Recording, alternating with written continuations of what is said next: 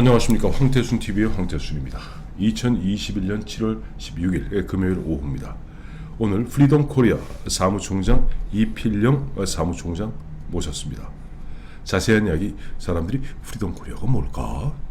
라고 생각하시겠습니다. 잠시 후에 구체적으로 알려드리도록 하겠습니다. 안녕하세요. 네, 안녕하세요.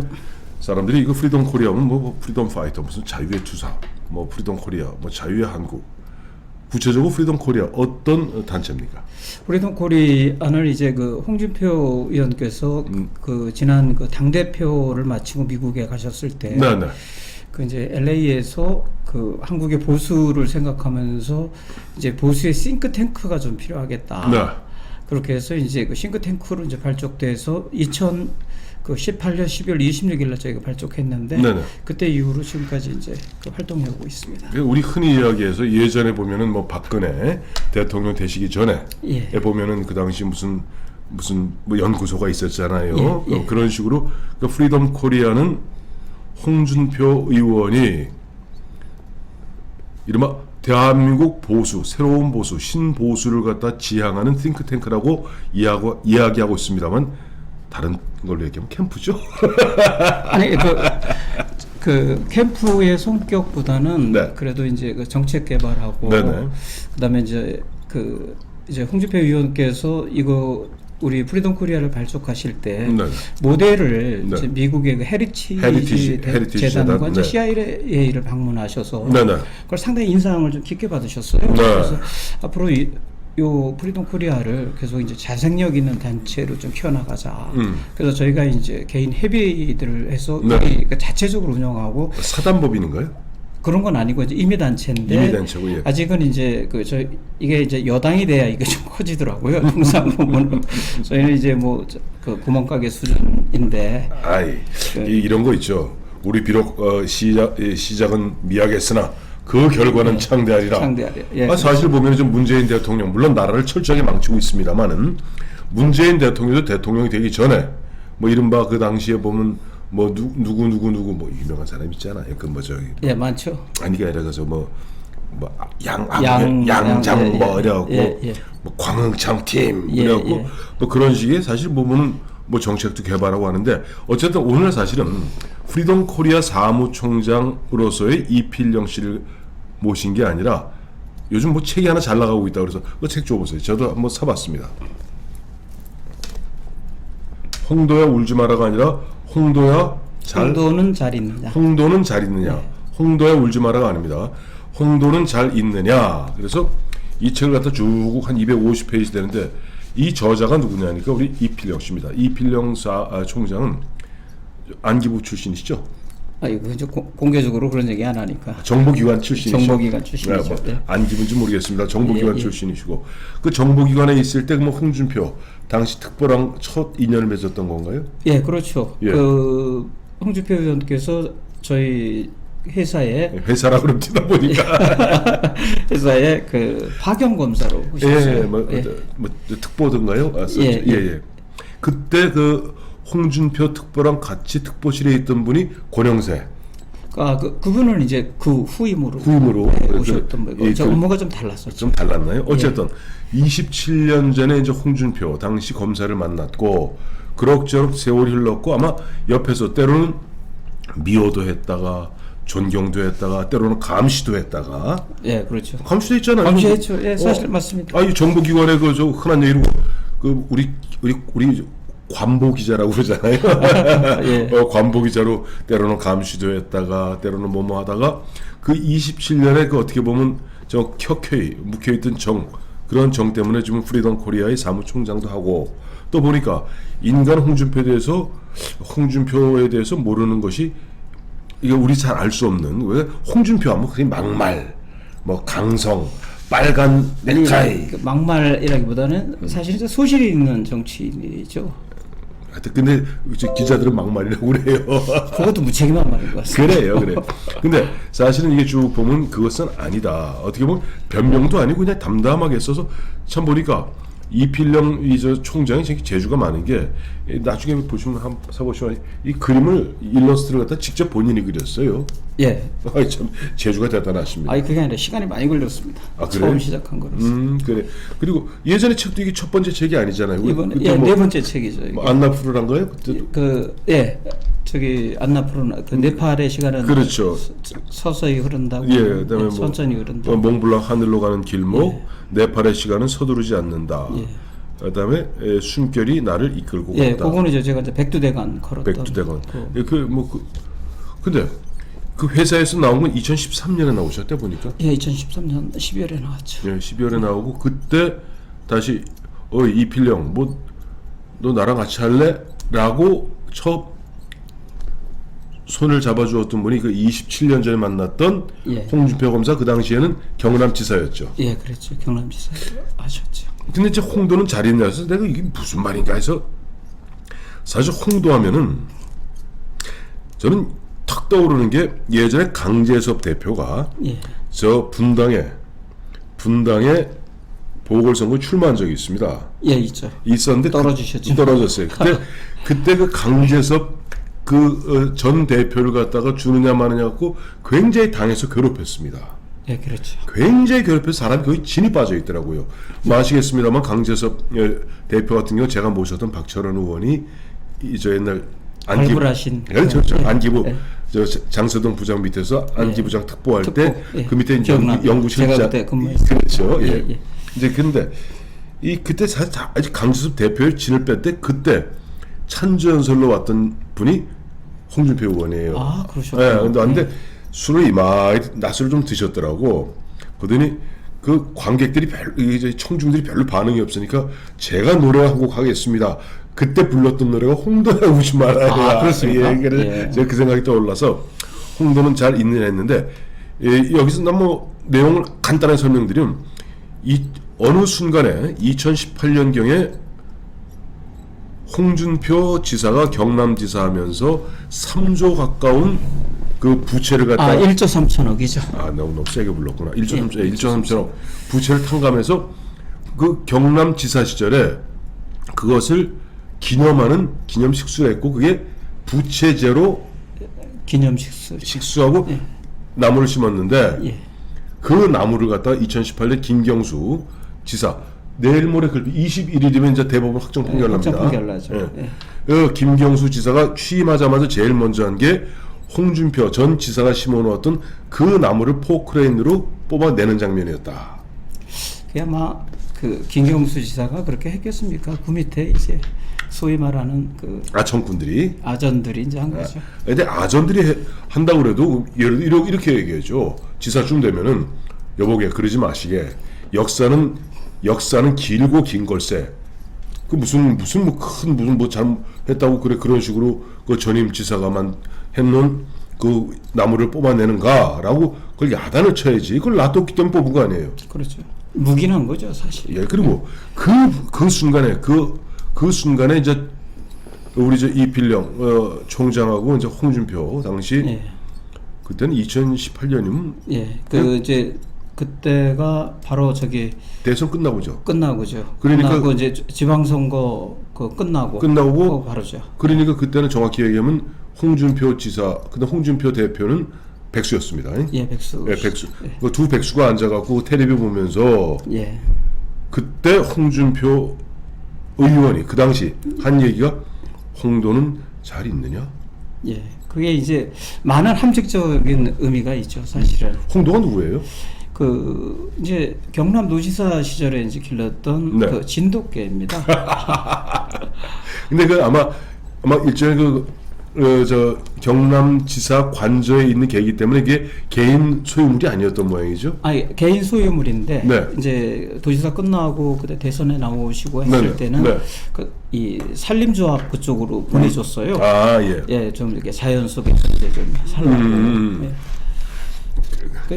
또 진돗개는 또 서울에 또 데려와서 살기가 또 어렵잖아요. 그렇죠. 그 가정에서 살기가. 그래서 그냥 자연 속에다가 방목하고 있죠. 전 그래서 이제 그 홍도는 잘 있느냐 그 이야기가 이제 보면 단초 이른바 부채제로 식수한 그 기념 걸 뽑았다는 걸 보면서 갑자기 그 예전에 그 계시던 회사 있잖아요. 예. 거기도 요즘 뭐 최근에 보니까 원은석이라고. 원운석이라고 바꿨대. 네, 그것도 근데 그 시체가 누구 시체예요? 그 뭐 유명하신 분이죠. 아니 신영복 씨라고 정확히 20년 동안 통역당이던가요? 예. 통역당으로 해서 끝까지 이른바 전향하지 않았어요. 않은 이른바 대한민국, 이 정말 중요한 얘기인 게 대한민국의 지금 보면 좌파, 우리나라 대한민국의 문재인 대통령을 비롯한 이 좌파 그룹 중에 상당수가 조금 연원을 따져 올라가 보면 사실 남노당 계열입니다. 예. 그리고 남노당 이전에 예를 들어서 일제시대 때 그 당시에는 우리 조국 독립, 조국 해방이라는 목표가 있었기 때문에 그때는 좌우 할 거 없이 다 독립으로 다 뭉뚱그렸지만은 45년 우리 해방 이후에는 첨예하게 우리 좌우가 갈렸잖아요. 그런 가운데 남노당 그쪽 흐름에 있었고 그 흐름 속에서 예를 들면 신영복 씨 같은 경우 통역당으로 감옥 들어가고도 20년을 죽어라고 자기는 변절이라고 생각해 끝까지 전향하지 않고 나와서 만든 그 책가 바로 신영복의 처음처럼 죄입니다. 여러분, 처음처럼이라는 소주 있죠? 그게 바로 그 양반이 이름을 붙였고, 예, 그 글씨를 그분이 쓰셨죠. 그 글씨를 예, 그렇게 알고 있습니다. 그리고 그 사람을 가장 존경하는 사람이 누구죠? 저는 모르겠는데. 문재인 대통령입니다. 문재인 대통령 딱 두 사람을 존경하는 게 한 사람이 신영복, 또 한 사람이 리영입니다. 전 그래서 이 홍도는 잘 있느냐를 보면서 그걸 딱 느낀 게, 이야, 어쩜 이자들은 똑같을까?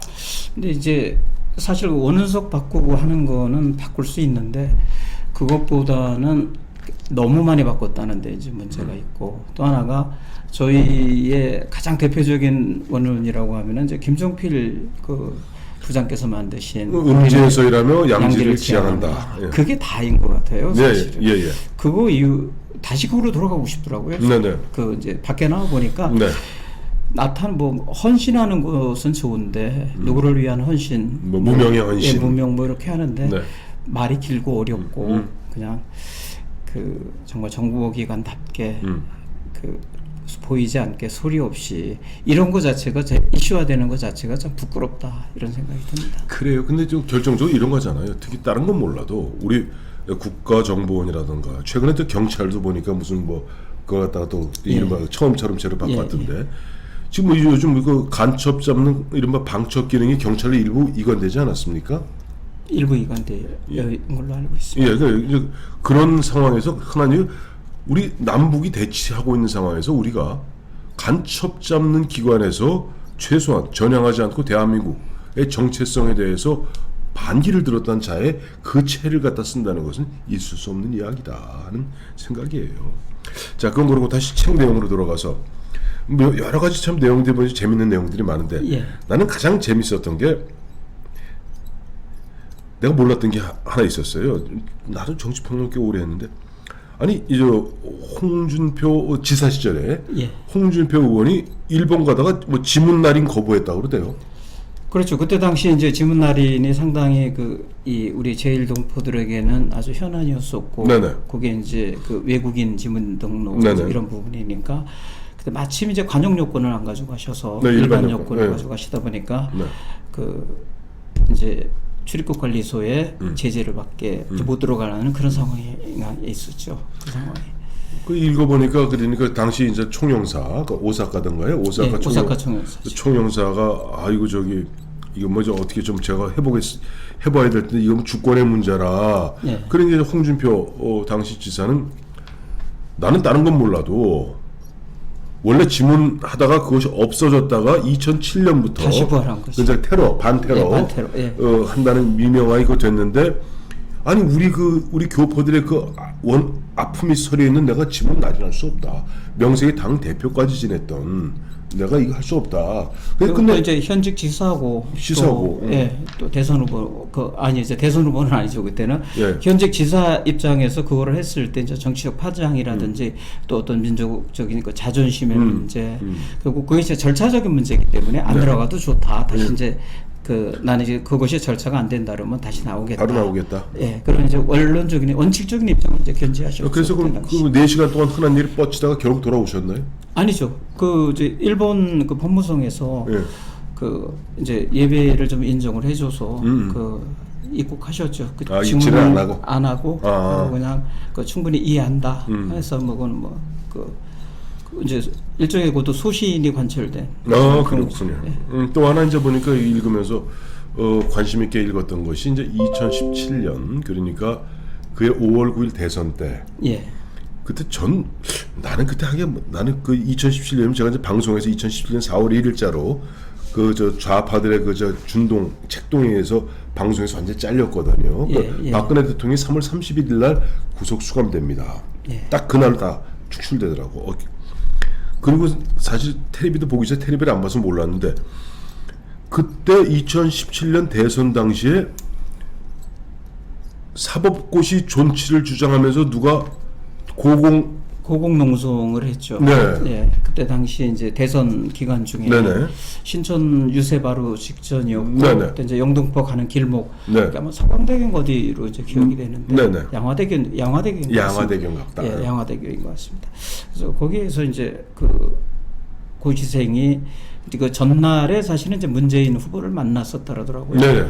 만나가지고 이제 그때 거기서 그 답변도 못 듣고 이제 문 후보가 이제 회피하고 하다 보니까 문재인 대표를 만나게 해달라고 하고 이제 농성을 시작한 거죠. 근데 거기 아까 읽어보니까 문재인 후보가 대통령 될 것이 유력하니까 예.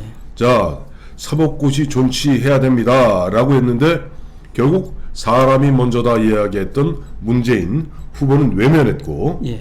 사실 그 당시에 뭐 2등 3등 안철수랑 서로 엎치락 뒤치락 하던 홍준표 후보는 만나서 유세를 중단하면서 네. 그때 그 친구를 설득을 하셨죠. 그래 내려왔다면서요? 예, 그 내려와서 신천 유세장에서 같이 그 친구가 예. 그 고시 그 존치를 사법고시 요구하는 그런 그 연설을 이제 찬조 연설 비슷하게 나와서 그 같이 그 연단에 같이 등단했죠. 그때. 이게 홍준표 후보가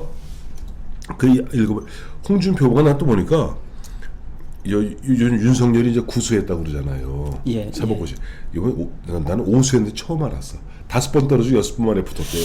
그러니까 그 아마 그 민법인 걸로 형법인가 민법으로 기억하는데 네네. 그 부분을 이제 자기 소신의 고집대로 자기 논리를 계속 그 구수하셨다. 그러니까 이제 2차는 주관식이니까. 주관식인데 네. 그 이제 이 정부가 원하는 답을 써야 되는데 네네네. 자기가 원하는 답을 계속 쓴 거를 야중에서야 알았더라고요. 그래서 그거를 바꾸니까 그러면 떨어지지. 네, 그거 바꾸니까 이제 붙여줬다 이렇게 말씀을 하시더라고요. 네, 그래요. 그래서 이 느끼는 게 내가 두 가지를 내가 이제 오늘 우리 이필영 총장 오신다 그래서 저도 보면 그 부분에 있어서는 사실은 사법고시를 갖다가 없애고 로스쿨 제도로 만든 게 노무현 시대입니다. 노무현 시대죠. 예. 근데 그게 사실 음서제예요. 맞습니다. 지금 그러니까 로스쿨 3년 다니려면 돈이 어마어마하게 듭니다. 그렇죠. 사법고시는 홍준표도 또 집 비를 잘 살았던 윤석열이도 뭐 오수를 하던 구수를 하던 해서 자기가 한번 흔한 이야기로 개천에서 용이 날 수 있는 유력한 제도입니다. 그러니까 아까 읽어보니까 홍준표 후보 그 얘기했대요. 과거 제도가 무려 1000년이 넘는 그런 제도인데. 예. 그렇죠. 고려시대 때부터. 그래 우리나라 고려시대 때부터고 중국에서 이제 수나라 때부터니까 거의 1000년이겠죠. 그러니까 중국까지 따지면 1500년 된 제도고 딱 그만한 이유가 있는 것이다.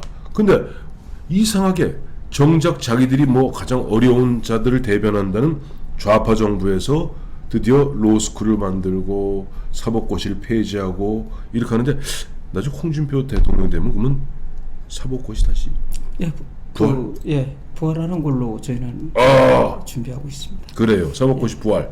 그다음에 국가정보원 경찰 그 글씨체 쓰는 건 최소한 그냥 나는 뭐 신용복체 내용은 뭐 바꿀 거 없지만은 글씨체는 우리 명조체로 합시다. 명조체.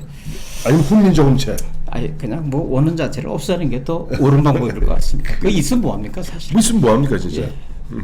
그리고 또 이제 보니까 뭐 제가 이제 그 당시 이제 그 2017년 그때 참 안타깝게 봤던 것이 뭐가 생생하게 적혀 있더라고요. 참 대통령 되거든요. 예. 당부터 없애세요. 당. 아니 내가 당을 없애라는 게 예를 들어서 국민의힘이나 당을 없애라는 게 아니라 비대하고 관료화된 사무처를 갖다 대폭 축소해야 됩니다. 지금 죄송한 얘기입니다만 대한민국 정당같이 이와 같이 관료화된 사무처 시스템 갖고 있는 정당이 어디 있어요? 사실 저희가 이제 당개혁하고 하면서 계속 원내 정당화를 계속 주장을 했는데 네. 그게 그냥 양립을 해 가더라고요. 그 없어져야 되는데 사무처를 기반으로 한 원내 정당화 그리고 사무처를 기반으로 한 그 정책 정당화 이게 사무처 그러니까 정치인들이 공부를 안 해서 그런 거예요. 그런 점은 예, 그래요. 사실 아니 뭐 미국 같은 경우 잘 아시겠습니다. 미국 원내 정당 다 원내 정당 다 원내 정당이에요. 그 사실 의원 하나를 그 보조하기 위해서 수많은 사람들이 거의 뭐 석박사들도 그렇고 그 별도의 그 자기들의 그 기구를 가지고 하는데 당은 사실 당뇨나 이런 거는 일국은 왜 제가 이 말씀을 드리냐니까 우리나라 지금 보면 현재와 같은 예. 현재 지금 국민의힘 또 국민의힘을 흉내낸 지금 민주당 같이 민주당 그래도 좀 나아요. 국민의힘보다는 이 보수 정당의 이 사무처 시스템을 만든 게 JP입니다. 그렇죠. 네. 여기서 공화당 나 여기서 JP는 홍준표의 JP가 아니라 예. 김종필의 JP입니다. 예. 그래서 그때 만들어놓은 이 사무처 시스템은 정확히 이야기하면 구소련의 공산당 시스템을 갖고 온 거예요. 아, 미국 걸 가져온 게 아니라 미국 원내 정당이지. 그러니까 예전에 자유당 시대 때 장면 박사 때까지 그 당이라는 건 미국 원내 정당이었는데 강력한 왜 자기들이 정치에 자신이 없었던 군인들이 보면 완벽하게 또 관료들을 못 믿었어요. 예. 그래서 당 중심으로 끌어가기 위해서 구소련의 공산당 시스템을 그대로 갖고 온 게 현재 사무처 정확히 60년 된 겁니다. 지금 보면 아시겠습니다만 여기도 잘 나왔대. 난 그때 홍준표 어차피 너 안 되는데 지금 너 돈 못 써 임마 이거 아니에요. 돈 안 썼잖아 당에서. 안 썼죠. 심지어 얘는 홍준표 후보가 그때 피가 터지게 얘기한 게 이른바 몇 회까지 이 신문 광고할 수 있습니다. 그거 다 못 채웠습니다. 반밖에 안 했죠. 반밖에 안 했어요. 예. 그 뭐라고 그랬어요 그때?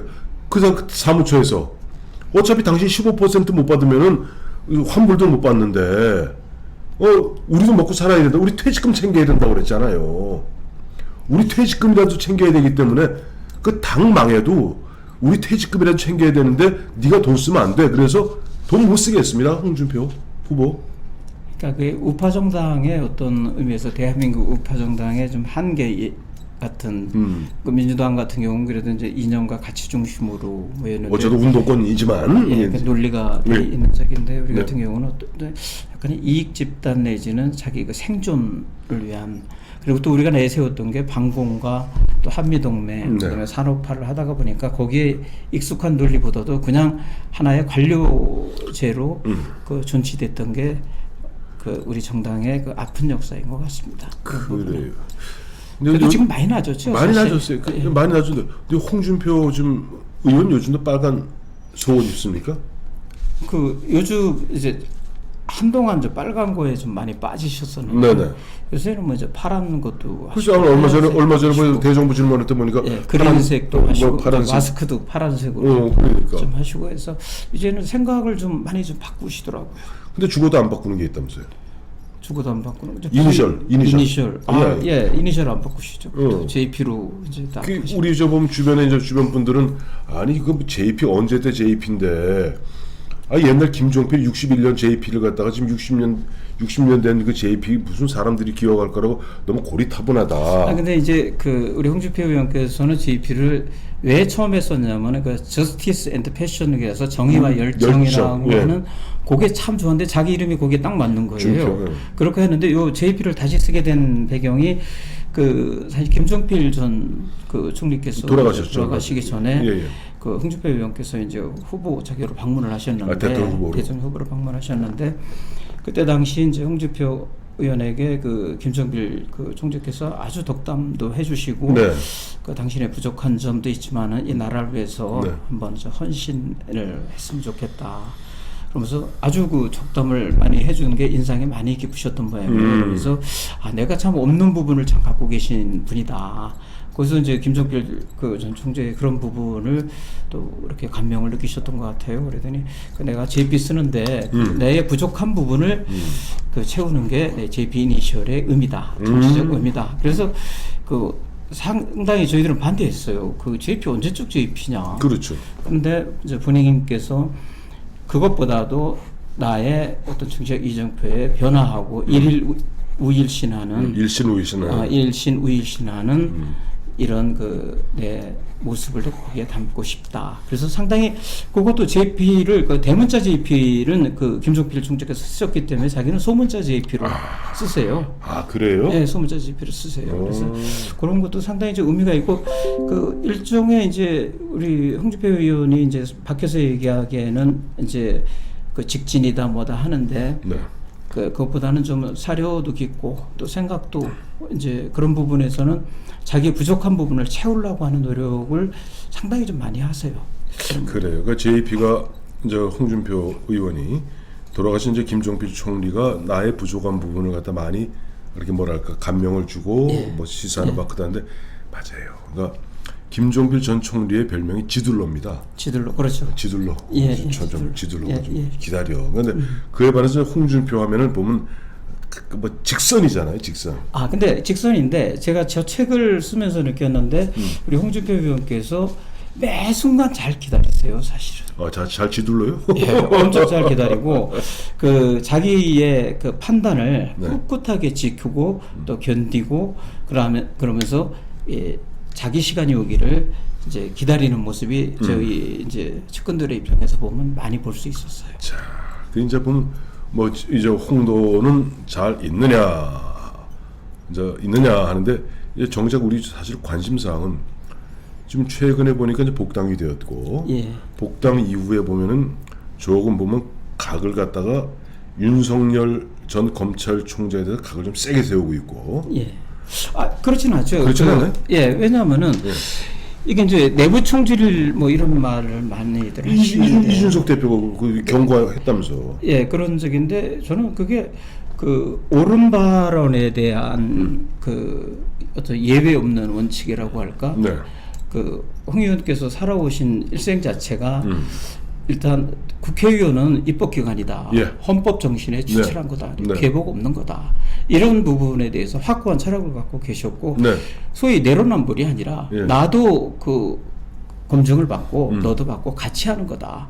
그리고 이제 국민은 그때 당시 그 제 기억에는 그 이해창 총리의 그 총재의 그 아들 병역 문제가 이제 상당히 이제 기억에 17년 남는데 대선 때, 예, 예. 대선하고 2002년 2002년 대선 두 때도 번이죠. 두 번 다 했는데 결국에는 나오거든요. 그랬을 때 그 어떤 검증의 문제는 이 총질이라고 하기보다는 국민의 알 권리 차원에서 좀 봐야 할 것 같아요. 결국 국민들이 그걸 용인하고 또 당원들이 용인한다 그러면 그건 맞죠. 근데 그거조차도 총질이다 그러면은 그 일종의 국민들이 좀 어떤 의미에서는 좀 속는 거 아니겠습니까? 그런 거는. 옛날 홍준표 의원 같으면 이렇게 얘기할 겁니다. 야, 매도 먼저 맞아야지. 먼저 맞아서 매 맞는 게 뭐 검증 아닙니까? 아, 그렇죠. 여기서 그때 맷집도 또 그리고 여기서 피한다고 뭐 맞을 매 안 맞나? 언젠가 맞게 돼 있지. 뭐 그 얘기죠. 그렇죠. 예, 언젠가 맞게 돼 있으니 예. 그렇고 자 그럼 이제 사실 근데 이제 국민의힘 같은 경우 이제 9월 5일 뭐 민주당에 특별한 사유가 없으면 뭐 경선 연기만 안 하면 이제 9월 5일 내지는 9월 11일 날 누군가 민주당 대통령 후보가 나옵니다. 그리고 8월 말에 이준석 대표 이야기대로 지금 국민의힘 경선 버스는 출발합니다. 예. 지금 현재까지 11령입니다. 예. 11령인 거 아시죠? 예. 난 이름도 못 외워 하도 많아갖고. 대부분 다 이게 좋은 당이니까. 근데 지금 11번째 그 축구팀 한 팀 만들었어요. 예. 11번째 지금 선수로 입장한 분이 이제 최재형 감사원장이 전 감사원장이 11번째입니다. 지금 이 11령인데 어디 내부에서 보일 때 물론 뭐 자기 쪽은 무조건 자기들이 이긴다고 그러겠지만은 예. 어디 내부에서 판단할 때는 지금 어떻게 보세요? 그 내부에서 좀 홍준표, 좀 원희룡, 유승민, 우선 주목받고 또 김태호, 예. 또 황교안 나오죠. 요즘 줄줄 또 화태경 나오죠. 있는데 어떻게 봐요? 그 어떤 점에서 이게 말씀하시죠? 승산이 어떠냐고. 승산은 저희가 이제 당연히 하죠. 자, 그 있으면 최재형하고는 어떻게 될 것 같아요? 저는 그 최재형이 최재형 신상품이고 여긴 올드 상품이죠. 그게 문제라고. 신상품인데 저는 그 가장 원칙적인 입장에서 최재형 원장께서는 이제 문재인 대통령 그 시절의 관료 아닙니까? 어떤 문재인이 임명한 감사원장이죠. 감사원장 아닙니까?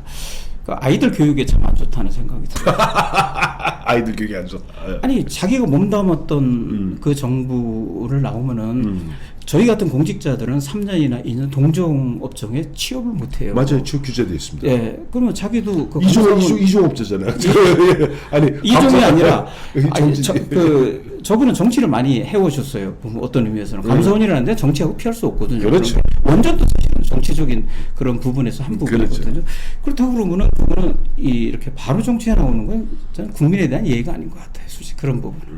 오히려 이럴 때는 좀 지켜보고 결국 자기가 몸담았던 정부가 하고 이렇게 지켜보면서 그 정부를 응원해주고 그 정부가 함께 해주는 게 저는 맞다는 생각이 들어요. 우리 당에서 막 환영하고 하는데 저도 당원의 한 사람으로서 저는 좀 기분 나쁘더라고요. 알았어요.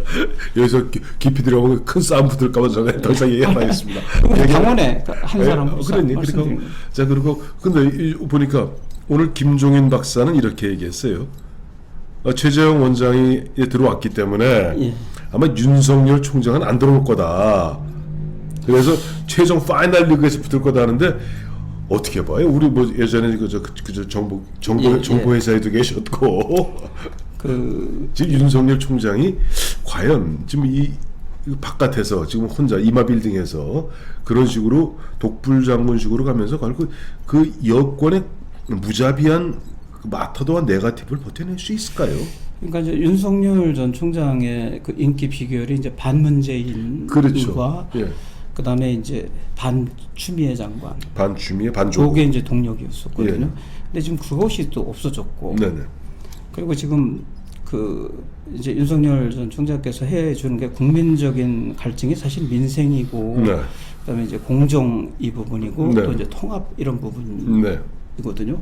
공정 이슈는 가지고 가는데 통합이라고 하는 부분은 그동안에 살아온 인생이 통합의 인생이 아니라 사실 갈라치기 인생이거든요. 그렇죠. 검찰이라고 하는 거는 그러니까 죄와 선을 다루는 명쾌하죠. 예, 그런 기본이었기 때문에 도둑놈이 아니야 이것만 다 갈라치기는 잘하는데 그렇죠. 통합은 좀 상당히 어려울 것 같고 그래서 제 개인적인 입장에서 보면 윤석열 총장은 이 외곽에서 이제 마지막 자기의 그 어떤 기회를 기다리는 그러니까 그 노루를 잡을 때 노루 길목을 기다린다고 하는데 그런 전략을 필 것 같아요. 저는 아내는 안 들어오실 것 같아요. 그러니까.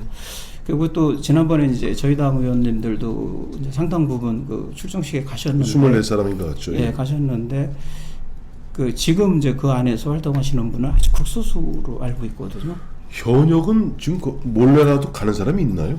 제가 볼 때 한 두세 명은 가시는 것 같아요. 두 사람이 예, 두세 명 정도는 그쪽 지역 분들이 좀 하시는데 충청도 분들 하시는데 그렇게 아마 본인들도 좀 약간 당혹스러우실 거예요. 그렇게 완전히 대세로 이제 바로 뜰 줄 알았는데 지금 이제 보면은 자꾸 그 이렇게 이제 자루에 물이 빠지듯이 조금씩 이제 빠지는 거에 당혹스럽지 않을까 이제 그런 생각이 들더라고요. 저도 이제 제 유튜브를 통해서 저 얘기했습니다만은 제일 보면은 문제가 있었던 것이 바로 6월 29일 출사표 던지고 그 다음 날 그 부인인 김건희 씨가 나는 줄리 아니다 얘기하면서 결정적 터닝 포인트를 만든 거예요. 그 상대방이 깔아놓은 그 미끼를 물어버린 거거든. 그리고 그 다음 날 저 장모 친정 어머니가 법정 구속되어 버렸으니까 그거 설명하다 그러다 보니까 요즘 쭉쭉쭉쭉쭉 마지막 지금 현재 무슨 그 뭐 풍선 쭉 바람 빠지듯이 지금 바람 빠지고 있고 또 그 틈에 또 좀 저도 국민의 한 사람이지만은 이제 좌파나 우파를 떠나서 국민들이 가장 원하는 것은 기득권 혁파거든요. 그렇죠. 결국 공정한 기회를 달라는 거거든요. 그리고 희망할 수 있는 그런 사회를 만들어 달라는 거거든요. 그러니까 윤석열 전 총장께서 이제 검찰총장직을 해오셨기 때문에 그 부분이 이제 국민들이 저도 국민의 한 사람으로서 의아스럽더라고요. 그런 부분. 그래요. 자 오늘 사실 뭐 홍도는 잘 있느냐 했더니 결론 홍도는 잘 있대요. 아주 좀 몸이 좀 아프다고 그러더라고요. 아, 그래서 저는 처음에 딱 저는 홍도는 잘 있느냐 그래서 뭔지 모르겠다.